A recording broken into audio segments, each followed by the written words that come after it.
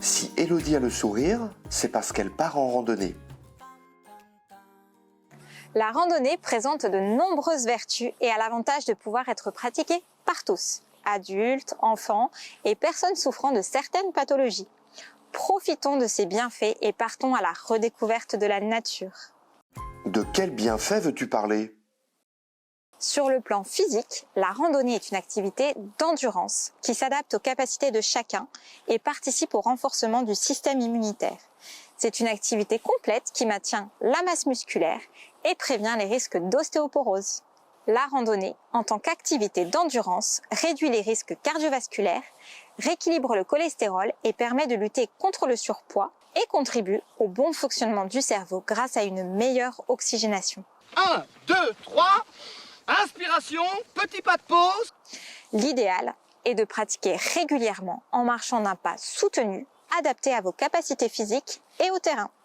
Et sur le plan mental, il y a des bienfaits? Le contact avec la nature réduit le niveau de stress et permet d'évacuer les pensées négatives. En concentrant notre attention sur le chant des oiseaux, l'odeur des plantes, on peut retrouver sérénité et bien-être. Randonner en groupe favorise les liens sociaux et contribue ainsi à une bonne santé mentale. Il y a des précautions à prendre, Élodie? Oui, bien sûr, il y a quelques précautions à prendre. Commencez par des petites randonnées, que ce soit en campagne ou à la montagne. Attendez d'être expérimenté avant de vous lancer sur des grands parcours. Chaque pas est une planche, tu ne regardes pas tes pieds, tu regardes ma nuque et le bout du pont. De nombreux sites, applications smartphones et les offices de tourisme répertorient les chemins de randonnée en fonction de leurs difficultés. Choisissez de bonnes chaussures de randonnée.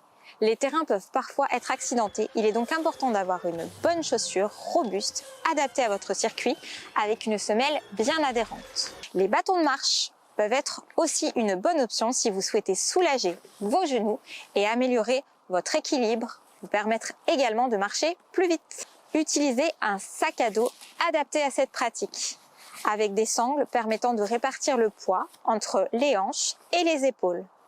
Plutôt que d'emporter une bouteille d'eau, je vous conseille de glisser une poche à eau dans votre sac pour éviter un déséquilibre de poids. N'oubliez pas qu'une bonne hydratation est indispensable. Pensez éventuellement à un encas sain et équilibré, comme des fruits secs, des oléagineux. Consultez la météo avant de partir et prévoyez les vêtements adéquats. Choisissez des matières respirantes et confortables. Vous avez un parapluie? Non. Pensez à vous protéger la tête, l'été contre les coups de soleil et l'hiver contre le froid.